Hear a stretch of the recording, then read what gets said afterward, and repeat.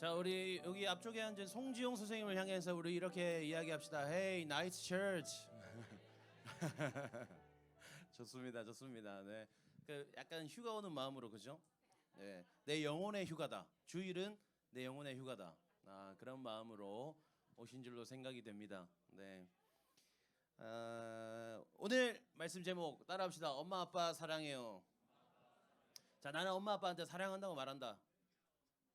손을 들어보시죠. 당당하게. 이거 아주 멋진 거예요. 그래, 한 절반 정도, 한 40% 정도 있네요. 자, 나는 엄마한테만 한다. 손 들었던 친구들. 난 아빠한테는 뭐 별로. 아니면 나는 엄마는 잘 모르겠고 아빠만 사랑한다. 없어요? 없어요? 없어요? 오케이, 좋아요. 오늘은 5계명, 오늘 5계명 내 부모를 공경하라라는 제목이 아니죠. 내용으로 우리 또 10계명 말씀 살펴볼 겁니다. 먼저 한번 읽어볼까요? 출애굽기 20장 12절 말씀 읽습니다. 시작.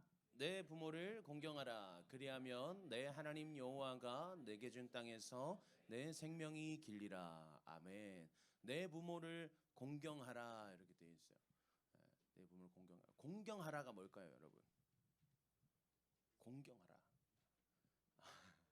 그래서 리스펙의 의미가 뭐예요?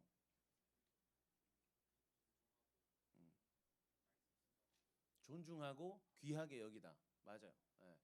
그러니까 내 부모를 공경하라라는 건 뭐냐면 부모님을 존중하고 부모님을 귀하게 여기라라는 말이에요. 부모를 공경하라라는 말씀 속에 또 어떤 의미가 있고 이 말씀을 어떻게 받아들여야 하는지를 우리 살펴보도록 합시다. 여러분 오늘 말씀에 잘 집중하세요. 오늘 말씀 잘 집중하세요. 이제 강도사님과 함께 예배할 날이 한 달밖에 남지 않았습니다. 네. 이제 한 달 뒤에 목사가 됩니다. 박수. 이제 한 달 남았어요. 강사님이랑 예배할 시간이. 또 목사로서 얼마나 예배할지 모르겠지만 여러분들과 아직 이제 강도사로서 한 달 남았습니다. 한 달을 누리겠어요. 이제 한 달 뒤에는 여러분 이제 강사님 저기 가가지고 이제 안수를 받는단 말이야. 그 가면은 이제 목사 안수식 할 때 앞에 자 안수 받는 이제 사람 제가 앞에 나와서 무릎 꿇으세요 하면 앞에 나와서 무릎 꿇으면 이제 동네 목사님들 다 와가지고 이렇게 기도를 해줘요. 기도 받고 나면 이렇게 되는 뭐 그런 시간을 아무튼 뭐 있어야 되는데 강사님이 목사가 되고 싶은 가장 목사 이제 그러니까 지난주에 시험을 쳤단 말이야. 그러니까 목사 고시를 쳐야 돼요. 시험 쳐야 돼요. 내 인생의 마지막 시험이야. 그래서 이제 나는 자유해요. 내 인생에 이제 시험은 없어요. 강사님이 막 논문도 쓰고 막 뭐 이렇게 막 이렇게 쓰고 막 아무튼 했어요. 그래서 막 목사님들 앞에 앉혀놓고 설교도 하고. 근데 놀라운 사실은 단 하나도 떨리지 않았어. 약간 자 여러분 제가 설교할 테니까 잘 들어보세요. 약간 이런 마음으로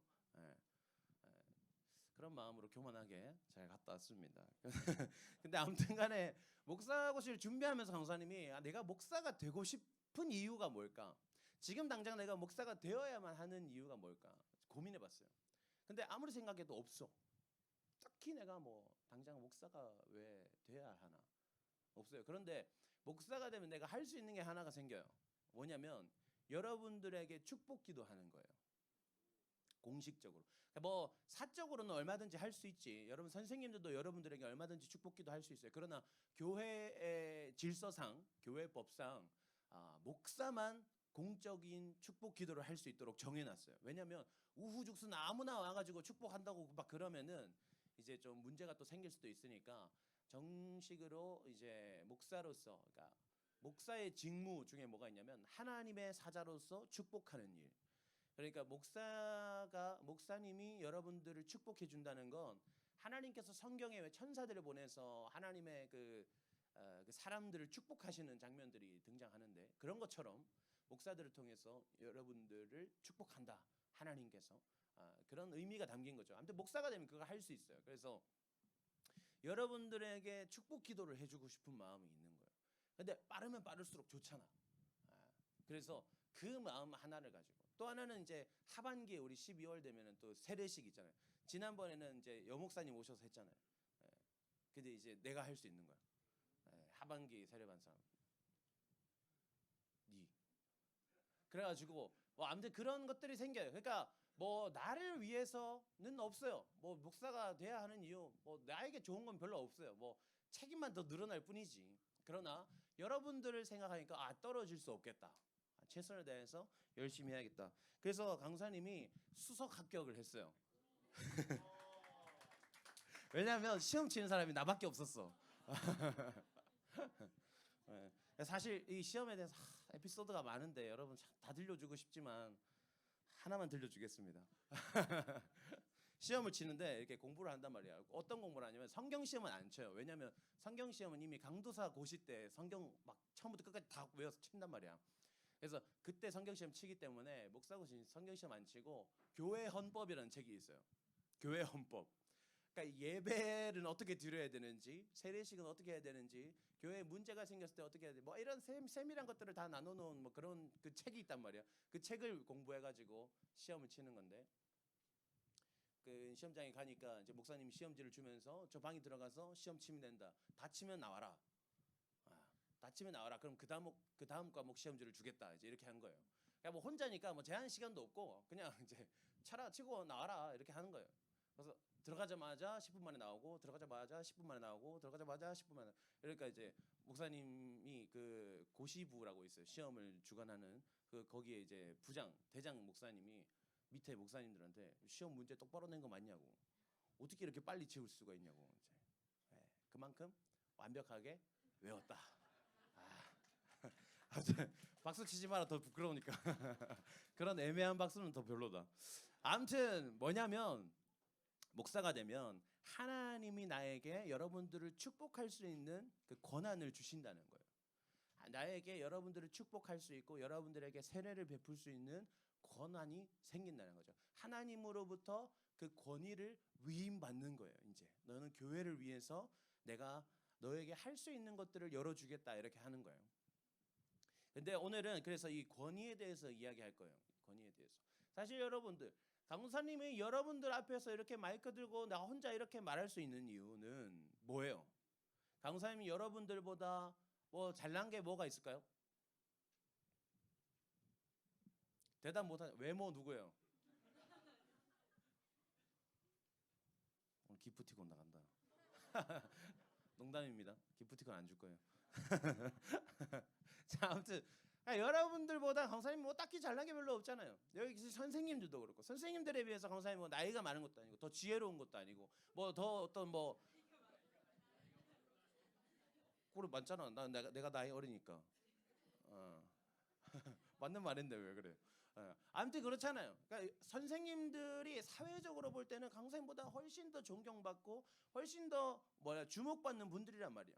그러니까 마이크를 들고 여러분들한테는 뭘 가르쳐줘도 강사님보다는 선생님들이 여러분들한테 뭘 가르쳐줘야 뭘 더 여러분들이 더 배울 수도 있을 것 같단 말이에요. 그런데 왜 강사님이 여기서 이 자리에서 설교를 하고 있느냐? 왜 선생님들까지도 강사님의 그 이야기들을 귀 기울여 듣고 계시느냐? 그 이유는 뭐냐면 하나님께서 강도사님에게 이 예배 시간에 설교할 수 있는 권위를 주셨기 때문이에요. 강대상이잖아요. 강도사잖아요. 뭔 말인지 알겠어요? 설교하는 권한을 강도권이라 그래요. 강도권. 그래서 강도사가 되면 강대상에서 설교할 수 있는 권한이 생기는 거예요. 그래서 전도사는 사실 강대상에서 설교할 수는 없어요. 그래서 막 옛날 교회들은 왜 우리는 이런 작은 그냥 소강대상이지만 본당에 가면 목사님 쓰시는 큰 강대상 있잖아요. 옛날 교회들은 전도사님들은 그 강대상에 못 올라가게 해요. 왜? 강도권이 없기 때문에. 그 밑에서 밑에서 보면 대놓고는 아니면 이런 임시 강대상 놓고 설교하게 하거든요. 아무튼 그래요. 하나님께서 권한을 주셨기 때문에 그런 거예요.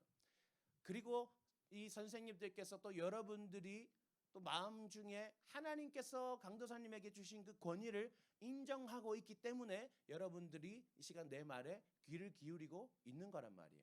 오늘 이 권위에 대해서 이야기할 건데 성경은요, 이 세상의 모든 권위가 하나님께 있다고 말하고 있어요. 왜냐하면 하나님께서 모든 것을 창조하셨고 창조하시고 나서 내버려 두는 것이 아니라 다스리고 계시기 때문에 창조하시고 다스리시는 그 모든 것의 참 주인, 그 모든 것의 권위를 가지신 것은 오직 하나님뿐이다라고 말하고 있어요. 그래서 여러분 이러한 관점에 따르면 사람은요 누군가를 다스릴 수 없어요. 사람은 누군가를 소유할 수 없어요. 부모님이라 해도 자녀를 소유할 수 없어요. 부모님도 자녀의 완전한 어떤 최종적인 소유권자가 될 수가 없는 거예요. 왜? 생명은 하나님께서 창조하셔야만 태어날 수 있기 때문에. 결국에는 부모님을 통해서 우리가 태어나지만 그 생명의 주관자는 하나님이시기 때문에 자녀까지도 부모님의 완전한 소유는 아니다. 부모님이 자녀에 대해서, 여러분들의 부모님이 여러분들에 대해서 소유권을 주장해서는 안 된다라는 거예요. 니 내 거잖아. 니 내 자식이잖아. 그러니까 엄마가 시키는 대로 해야지. 라고 하면 여러분들은 어머니 그건 성경적으로 맞지 않습니다. 라고 이야기하세요. 어머니 저의 참 주인은 하나님이십니다. 이렇게 이야기하세요. 내 소유가 아니면 어때요? 내 소유가 아니면 내 마음대로 할 수 없어요. 강사 옛날 중학생 때 옷이 자켓이 하나 있었어요. 이런 양복 같은 자켓은 아니고 약간 야상 같은 자켓인데 아직도 기억나요. 검정색이었어요. 내 옷이 아니고 형 옷이었어. 형 옷인데 형 옷이다 보니까 뭐 품은 알잖아요. 뚱뚱하니까. 근데 팔이 좀 긴 거야. 내가 입기에는. 근데 맞는 옷이 별로 없는데 그 옷이 너무 잘 맞는데 팔이 너무 기니까 바보 같은 거야. 옷을 입었을 때. 그래서 그 옷을 들고 수선집에 갔어요. 팔 줄여주세요. 그리고 그 옷을 맡겨놓고 집에 갔는데 형이 집에 돌아와서 그 옷을 찾는 거예요. 근데 진짜 나도 좀 바보 같은 게 왜 잘 안 입는 옷이면 그렇게 해도 잘 모를 수 있잖아요. 왜 오랜만에 입으면 팔이 좀 짧아졌나 할 수 있잖아요. 근데 그 옷이 형이 매일같이 입는 옷이었어. 그러나 내가 매일같이 눈독 들이고 있던 옷인데 정신병자처럼 과감하게 그냥 수술집 갖다 맡긴 거야. 오질나게 두드려 맞았어요 그날 형한테. 진짜 많이 맞았어요. 강사님 형이 좀 약간 그 성격이 좀 별로란 말이에요. 동생을 사랑하고 용서하고 이래야 되는데 막 분노를 하면서 막 미친 사람처럼 막 때리더라고요. 어떻게 해요? 맞을 수밖에 없지. 내 이야기했나 강사님도 덩치가 크잖아요. 나도 어디 가서 힘이 약하다는 소리는 안 듣는단 말이야. 근데 우리 형한테 두 손으로 해도 팔씨름 못 이겨요. 그 정도야. 막 해도 그냥 달라요. 얼마나 두드려 맞았겠어. 그러니까 내게 아니면 건드릴 수 없단 말이야. 내 마음대로 건드려서 안 되는 거예요. 그러니까 부모님조차도 그렇다는 거죠. 여러분들은 부모님의 것이 아니기 때문에 부모님들이 자기 마음대로 여러분들에게 가타부타 할 수 없다는 거예요. 그런데 하나님께서는 자녀를 다스릴 권세를 부모님에게 위임하셨어요. 부모라는 그 존재 자체로만 여러분들의 소유주가 될 수 없어요. 그러나 하나님 안에 있는 자들에게는 하나님께서 이 세상의 질서를 만드시기로 부모에게 자녀를 다스릴 권세를 위임하셨다는 거예요. 하나님께서 여러분들 한 사람 한 사람을 물론 직접 다스리시기도 하지만 그 사이에 중간 관리자 역할로서 부모님들을 세우셔서 여러분들을 조금 더 직접적으로 살피고 돌보게 하셨다는 거예요. 우리 교회에 누가 있어요? 담임 목사님 누구예요? 김인용 담임 목사님을 우리 분당 하나교회 분당 하나교회 어떤 리더로 세우셨잖아요, 하나님이. 그런데 김인용 목사님이 여러분들에게 직접적으로 설교하고 신방하고 여러분들을 돌보지 않고 그 중간에 누가 있어요? 강도사님이 있잖아요. 그래서 강도사님이 김인용 목사님, 담임 목사님의 어떤 관리하에 그 어떤 방향성 안에서 여러분들을 직접적으로 만나고 이야기하고 그렇게 하잖아요. 가르치고. 그런 것처럼 하나님께서 우리를 물론 다스리시지만 하나님이 우리의 어떤 관리자, 최종 관리자 되시지만 그 중간자로서 부모님을 세우셔서 여러분들을 다스리게 하셨다는 거예요. 그러니까 엄마가 뭔데? 아빠가 뭔데? 이따위 소리는 해서는 안 된다라는 거예요. 우리 다 같이 눈을 감아 봅시다. 나는 솔직히 엄마가 뭔데? 라는 말을 해본 적이 있다. 라는 사람 고개만 한번 까딱거리세요. 네, 네, 좋습니다. 네, 눈 뜨세요 이제. 네. 이거 100명인데 한 200명이 고개를 끄덕거렸어요. 마음에라도, 그죠? 마음에라도 혼나고 나서 속으로 여러분 어떤 생각이에요? 지가 뭔데 나한테 저러는 거야? 그런 생각 하잖아. 솔직하게 그런 생각 하잖아. 민준이 너무 크게 웃는 거 아니야? 여러분 마음에 들잖아요. 그러나 하나님께서 그 권위를 부모님에게 주신 거예요. 부모님 자체로는 나한테 그럴 수 없어요. 그럴 자격이 없어요. 그럴 존재가 아니에요. 그러나 하나님께서 그것을 허락하셨다는 거예요. 하나님이 세우신 권위를 어떻게 대해야 하는지는 사울과 다윗의 관계를 보면 여러분 너무 잘 알 수 있어요. 사울이요 여러분 다윗에게 어떻게 했는지 알아요 여러분? 다윗이 하프를 잘 켰단 말이야. 하프를 잘 켰어요. 하프를 연주를 잘했는데 그가 사울이 나중에 돼가지고 미쳐버린단 말이야. 사탄이 들려가지고 정신병자가 돼버린 거예요. 막 발작이 일어날 때마다 와 다윗을 불러와라 해가지고 야 연주 시작해 하면 다윗이 가다가 갑자기 막 열받아가지고 창을 막 집어 던지고 그런단 말이에요. 다윗한테 갑자기. 다윗이 어떻게 했을까요? 피하면서 계속 연주를 해요. 왕이시여 제발 정신 차리십시오. 나중에 다윗이 역사적으로 유명해지고 난 뒤에도 장수가 되고 기름 부음 받고 그 이후에도 사울이 다윗을 죽이려고 달려들어요. 막 군대를 이끌고 다윗을 잡으려고 쫓아다녀요.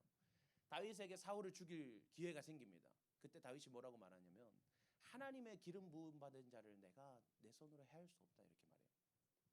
내 목숨을 위협하는 사람인데도 이 사람은 하나님으로부터 왕이라는 그 권위를 받은 사람이기 때문에 내가 건드려서는 안 된다라고 말하는 거예요. 그리고 나중에 사울이요 전쟁 속에서 패배하면서 죽을 위기에 처한단 말이야. 그래서 사울 왕이 옆에 있는 병사한테 내가 적군의 손에 죽을 수는 없으니까 차라리 네가 나를 죽여라 이렇게 말해요. 그래서 병사가 그래 우리 왕이니까 남에게 죽게 할 수는 없지 내가 차라리 죽이자. 죽여버리고 다윗에게 가가지고 다윗 왕이시여 우리가 전쟁에서 패배하면서 사울 왕도 죽을 위기에 처해가지고 남의 손에 죽게 할 수 없어서 제가 죽였습니다 이렇게 말해요. 다윗이 뭐라 했을까요? 아 그래 잘했다 너무 잘했다 적군의 손에 죽게 할 수는 없지 네가 죽였구나 너무 잘했어 라고 했을까요? 아니요. 네가 뭔데 하나님이 기름 부음 받은 자를 네가 죽이냐 너도 죽어라 죽여버려요. 다윗이 하나님의 권위를 하나님께서 주신 그 권위를 얼마나 귀하게 대했는가 얼마나 공경했는가를 볼 수 있는 그 관계인 거죠. 그래서 여러분 우리가 부모님을 공경해야 하는 이유는 여기 있는 거예요. 부모님이 나보다 나이가 많아서가 아니라 부모님이 나보다 돈이 많아서가 아니라 부모님이 나한테 용돈을 주는 사람이 내가 부모님 말 안 들으면 나는 아직까지 내가 스스로 세상을 살아갈 수 없기 때문에 공경하는 척 해야지 잠시 말 듣는 척 해야지 내가 독립만 해봐라 라는 마음을 가지는 게 아니라 하나님께서 그렇게 하라 하셨기 때문에 하는 거예요. 하나님께서 부모를 공경해라 하셨기 때문에 하나님이 권위를 주신 것이기 때문에 우리가 부모님을 공경해야 하는 거예요. 근데 여러분 우리에게 문제가 있어요. 뭐예요? 여러분 손 들어볼까요? 나는 우리 부모님에게 100% 아쉬운 점이 단 하나도 없이 100% 만족합니다. 우리 부모님은 나를 단 한 번도 답답하게 한 적이 없고 우리 부모님은 단 한 번도 나를 실망시킨 적이 없고 단 한 번도 나에게 존경스럽지 않은 모습을 보인 적이 없습니다. 손 들어볼까요? 아무도 없죠. 없을 수밖에 없어요. 있을 수가 없죠. 손 들었어요? 그래요. 연서 아버지 저기 계시는데 우리 주덕윤 선생님. 네 그리고 저기 김주원님 아버지 지금 밑에 설교하고 계시고. 네.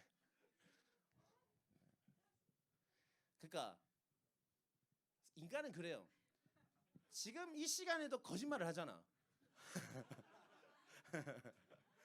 이 순간에 물론 진심이 담겨 있겠지만은 아니 근데 그런 거 보니까 나도 우리 부모님 존경하고 사랑해요. 그러나 단 한 번도 실망하잖아요. 아니 수백 번 실망했지.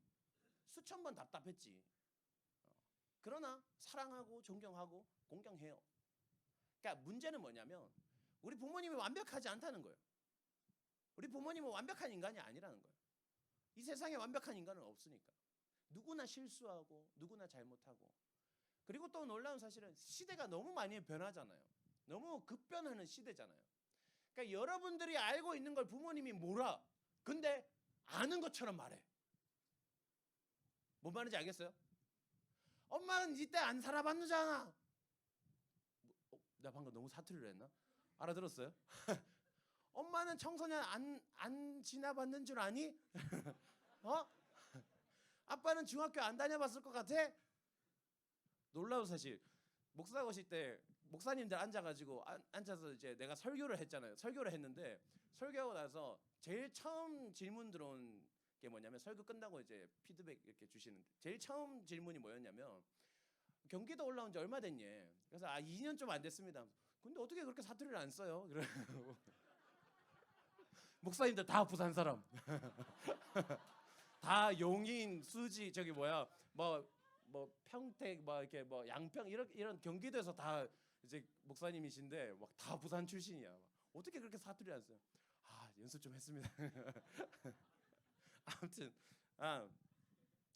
어디까지 했지? 아무튼 그래요. 어디까지 했어요? 그러니까 청소년 안 겪어봤냐? 뭐 이렇게 말하잖아. 근데 우리는 그때 그러면 생각해요. 뭐요? 엄마 때랑 나 때랑 같나? 다르잖아. 시대가 다르잖아.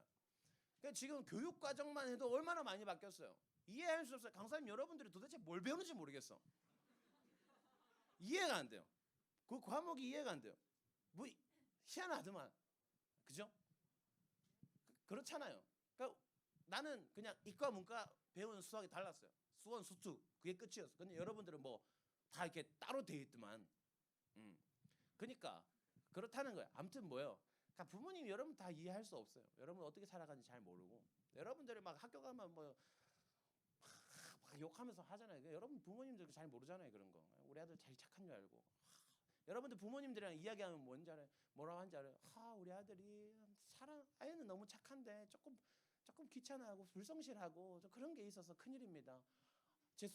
내 속으로 하나도 안 착해요, 어머니. 하나도 안 착해요. 여러분의 자녀가 당신 자녀가 지금 자녀 학교 가면 어떻게 사는지 아세요? 어떤 말을 하면서 사는지 아세요? 막 속에서 막 튀어나오려 그래. 그렇군요. 맞아요, 착하죠. 그런 거예요. 그렇잖아. 시온이 맞잖아. 학교 가면 말에 막 욕이 끊이지 않잖아. 그렇단 말이에요. 그러니까 몰라. 부모님 몰라. 그러니까 답답하지. 우리를 속상하게 하는 일이 많단 말이에요. 물론 우리도 부모님 속을 상하게 하지만 우리도 속상한 일이 많단 말이에요. 강사님이 이 말씀을 준비하면서 왜 하나님은 완벽하지 않은 부모님을 우리를 다스릴 통치자로 그 권위를 허락하셨을까? 라는 생각을 하게 됐어요. 하나님께서 그 권위를 주실 때에 능력도 같이 주셨으면 좋았을 텐데. 마태복음 10장에 보면 예수님께서 제자를 부르시고 그들에게 고치는 능력, 그러니까 뭐 하나님 나라를 전파하게 하시고 병 고칠 능력과 귀신 떠나게 하는 능력과 그 능력들까지 주신단 말이에요. 그런 것처럼 권위를 주시면서 능력까지 주셨으면, 그래서 우리 엄마가 막 입시 상황에 대해서 빠삭하고 학원 가지 않아도 뭐 정성세 필요 없고 막 수학, 영어 막 다 엄마가 다 가르쳐 줘. 막 다 잘해. 막 신앙도 막 끝나 그냥 막 집에서 막 성경 공부 막 하는데 막 시간 배분을 딱딱딱딱 해가지고 자 수학 해라, 영어 해라, 자 과학 했다가 모든 것이 완벽해 버려. 그럼 좋잖아요. 아마 다른 거 뭐 볼 필요도 없고 그냥 부모님으로 내가 완벽하게 교육받고 양육받을 수 있으면 얼마나 좋아요.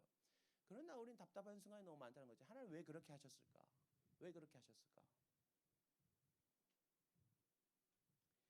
고민하다가 깨닫게 된 게 있어요. 뭐냐면 여러분 하나님이 다 이해가 돼요? 하나님이 다 이해가 돼?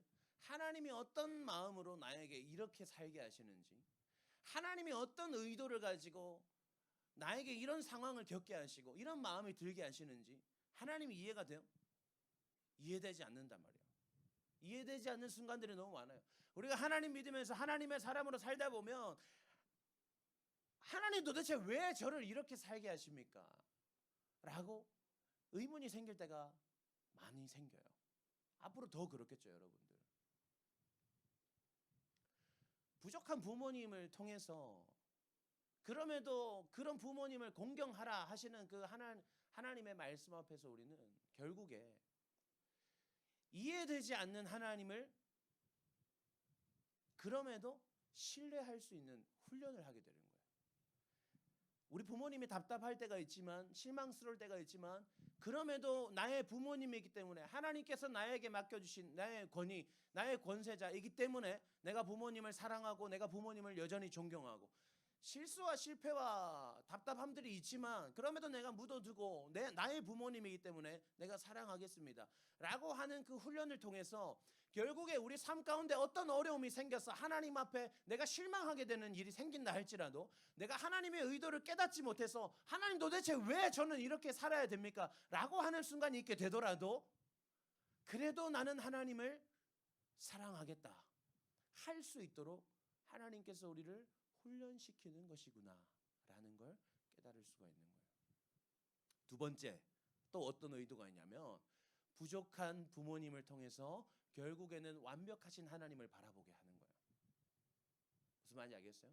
부족한 부모님을 통해서 결국에는 나를 다스려 주실 완벽하신 나의 통치자는 완전하신 나의 통치자는 그래서 결국 하나님밖에 없구나 라고 할 수 있는 거예요. 여러분들 선생님들이 여러분들은 뭐 그렇지 않지만 선생님들이나 강사님이 또 이제 어른들 찬양팀 담당을 하고 있어요. 찬양팀이나 막 거기서 막 어떤 어려움이 생겼어요. 문제가 생겼어. 내가 뭘 잘못하거나 뭘 답답하게 하거나 뭐 그렇게 해서 마음에 힘듦이 생겼어요. 그러면 우리 선생님들이나 우리 그 찬양팀 하시는 그 어른들이 어떻게 할까요? 처음에 나한테 답답함을 이야기하시겠지. 그리고 그 다음에 어떻게 할까? 근데 해석 안 되면 어떻게 할까? 최종 권위자를 찾아가는 거예요. 담임 목사님을 찾아가서 지금 우리 강사님 이상하다. 이렇게 이야기하는 거예요. 결국 우리는 부족한 부모님을 통해서 하나님을 의지하게 되는 거예요. 부모님이 너무 완벽하면 하나님이 필요가 없잖아. 하나님까지 우리는 찾지 않는단 말이야. 그러니까 하나님께서 부모님에게 부족함을 허락하셔서 부족함을 마련해 두셔서 그 부족한 빈틈으로 하여금 여러분들이 하나님을 바라볼 수 있게 하는 거예요. 그러니까 사실 우리 중에는 어떤 친구들은 우리 부모님 완벽해요 라고 한 친구들도 있지만 반면에 우리 부모님 정말 별로예요 라고 생각하는 친구들이 있을 수도 있어요. 그 친구들은 오히려 감사할 수 있어요. 왜요? 우리 부모님의 빈틈이 많을수록 내가 하나님을 더 만날 수 있는 거예요. 더 크신 하나님을 바라볼 수 있는 거예요. 우리 부모님의 빈틈이 요만큼이면 내가 이렇게밖에 하나님 못 보잖아. 우리 부모님의 빈틈이 이만큼이면 난 이렇게 하나님 보는 거예요. 강도사님이 하나님을 잘 믿는 이유. 우리 부모님의 빈틈이 이만큼은 엄마는 아니고 아빠. 우리 아빠 빈틈이 이만큼. 아무튼 그래요. 그러나 존경하고 사랑해요. 지난주에도 이제 목사것이 끝나고 아빠랑 통화하면서 고맙습니다. 감사합니다. 이렇게 말씀드리고 사랑한다고 말씀드리고 그렇게 했어요. 물론 막 이렇게 하진 않지. 아빠 고마워. 사랑해. 끊어. 이렇게 이야기하긴 하지만 그런 거예요. 그래서 여러분 그래서 결론은 뭐냐면 여러분들의 부모님을 사랑해야 돼요. 공경해야 되고 하나님의 권위를 존중함으로. 그러니까 내가 부모님을 사랑하고 존중해야 되는 이유 우리 부모님 완벽해서 아니에요. 우리 부모님이 완벽해서 내가 사랑하는 거면 부모님이 실수했을 때 내가 실망해 버리잖아. 우리 부모님의 완벽한 모습을 잃어버렸을 때에 내가 부모님을 사랑할 이유가 없어져 버리잖아. 그러니까 그것 때문에 사랑하면 안 돼.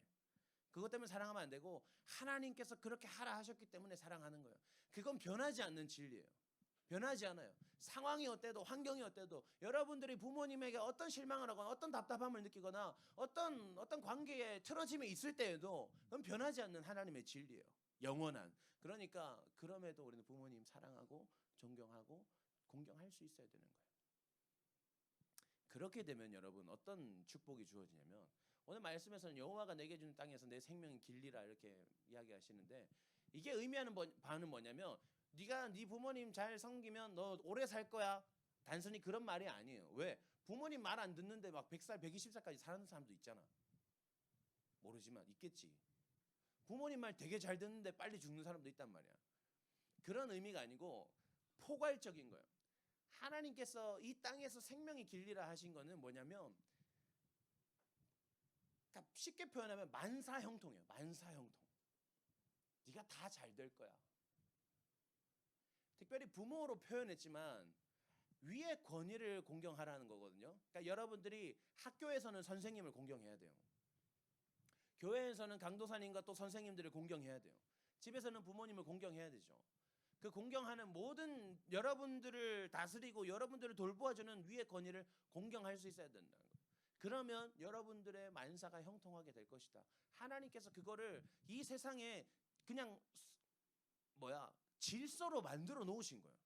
질서로. 그러니까 그거는 자연스러운 거예요. 윗사람한테 잘하는데 위의 권위자를 존경하는데 공경하는데 잘 안 된다. 그런 일은 없어요. 하나님께서 그렇게 만드셨기 때문에. 간혹 있을 수 있는데 그 경우는 뭐냐면 그 사람이 하나님과 전혀 상관없는 사람일 때 그럴 수는 있겠죠. 그래서 하나님께서는 부모를 공경하라 말씀하시면서 동시에 또 신약 성경 가운데 또 구약에서도 신명기에서 마찬가지지만 부모들에게 끊임없이 자녀들에게 말씀을 가르칠 것을 말씀하세요.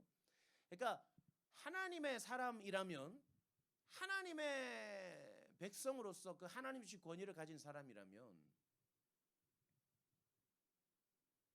공경할 필요가 있다. 공경해야만 한다. 그래서 여러분들이 이제 강도사님이 여러분들에게 숙제를 줄 거예요. 뭐냐면 여러분들의 부모님을 위해서 기도하세요. 여러분들의 부모님을 위해서 하나님 우리 엄마 아빠가 더 하나님 잘 믿게 해주세요. 라고 기도하세요. 그리고 두 번째 뭘 기도하냐면 여러분들을 위해서 기도하세요. 하나님, 그런데 그 가운데 내가 엄마 아빠에게 실망하는 일이 생기더라도 내 마음이 상하지 않게 해주시고 내가 엄마 아빠를 향한 그 사랑과 그 마음이 흔들리지 않게 하나님 도와주세요. 하나님의 그 권위를 주심을 내가 기억하면서 그 진리를 날마다 기억하면서 여전히 우리 부모님을 공경하면서 사랑하면서 나아갈 수 있도록 그리고 나아가서 우리 부모님뿐만 아니라 선생님과 강도사님과 모든 나를 가르쳐 주시고 돌보아 주시는 모든 분들을 내가 그렇게 사랑할 수 있도록 하나님 도와주세요. 라고 기도해야 돼요. 그리고 그렇게 사는 거예요. 그리고 또 한 가지 숙제를 주겠습니다. 오늘 하루만큼은 내일까지 가지도 않아요. 오늘 하루만큼은 부모님 말씀에 무조건 순종하세요. 노 없어요, 여러분들에게. 어떤 유튜브에서 그 쇼츠를 봤는데 그 어떤 그 개그우먼 분이 호텔 뭐 리뷰하는 건가 뭐 아무튼 갔어요. 근데 제일 좋은 방에 가면 그 어떤 서비스가 있는데 뭐냐면 집사 서비스가 있대요. 그러니까 개인 집사가 붙는 거야. 그 호텔 객실을 이용하는 고객에게. 그래서 그 호텔 수영장이 있는데 그 분이 이제 리뷰하시는 분이 수영복을 깜빡했는데 혹시 도와주실 수 있나요? 예. 그러니까 그 사람 임무는 뭐냐면 노라고 말하지 않기. 그 사람 임무는 그거 하나예요. 노라고 말하지 않기. 제가 구해다 드리겠습니다. 그분이 좀 장난친다고 그러면은 제가 이 방에 들어갈 때에 문을 열면서 공주님 어서 오세요라고 말해주세요라고 했더니 알겠습니다. 공주님 어서 오세요 이렇게 해주더라고. 그런 것도 되게 근데 깊은 감명을 받았어요. 어떤 한 사람의 어떤 역할이 노라고 말하지 않기가 될 수도 있구나. 근데 그 영상을 하필 본 때가 하필 이 부모님을 공경하는 그 말씀을 준비할 때 그 영상을 보게 된 거야. 아, 우리가 부모님을 공경할 때, 우리가 부모님을 공경하는 것을 우리가 무엇으로 드러낼 수 있을까? 왜 그게 있어야지. 어떤 목표가 있으면 그 목표를 내가 잘 지키고 있는지 아닌지를 판단할 수 있는 기준이 있어야 되잖아. 그 기준을 무엇으로 삼을 수 있을까? 내가 부모님 말씀에 yes 하고 있는가, no 하고 있는가? 그게 기준이 될 수 있는 거예요. 여러분들에게 오늘 강사님이 요청합니다. 하나님께서 나에게, 여러분들에게 하나님의 말씀, 하나님의 마음을 가르쳐 주라 하신 그 권위를 가지고 여러분들에게 도전합니다. 여러분, 오늘 노라고 하지 않기, 여러분들의 미션입니다. 부모님께 노라고 하지 않기. and 나에게도 노라고 하지 않기. 네. 나중에 예배 마치면 이 기타하고 스탠드 좀 내려놔야 되는데 혹시 윤준이 도와줄 수 있나? 그러니까 이러면 어떻게 되냐면 하나님이 두드러 패시는 거예요. 하나님 말씀에 불순종했잖아. 농담이고. 아무튼 그렇습니다. 그래서 여러분들에게 두 가지 권면이에요. 부탁합니다. 부모님을 위해서 또 여러분들을 위해서 기도하시고, 그리고 오늘 하루만큼이라도 부모님께 노라고 하지 않기. 노라고 하지 않기. 그 두 가지를 한번 도전해 보시고 실천해 볼 수 있도록 합니다. 그리고 다음 주에 교회 오면 또 그 이야기들, 에피소드들도 나눠 보시고 그렇게 하면 좋을 것 같아요. 그러니까 실망해도 돼. 실망해도 돼. 엄마가 진짜 말도 안 되는 거 시켜요. 그래도 예스 하고 다음 주에 와가지고 토로해요. 와, 우리 엄마 진짜 도무지 용서가 안 되더라. 그러나 말씀을 기억하니 내가 용서하기로 했다. 이렇게 할 수 있도록 해봅시다. 부모님을 공경하는 자에게는 하나님께서 그 생명을 책임지겠다. 그 말씀하시는 거예요. 우리가 하나님의 축복, 하나님의 보호하심 받기 위한 가장 10계명 중에 가장 첫 번째, 가장 앞에 있는 것, 하나님의 자녀로 살기에 가장 우선시해야 하는 것, 우리가 이 땅에서 어떻게 살아야 하는가? 먼저 부모를 공경하는 것이다. 그것을 기억하면서 우리 함께 또 열심히 말씀대로 살아볼 수 있도록 합시다. 기도합시다. 강사님 기도하겠습니다.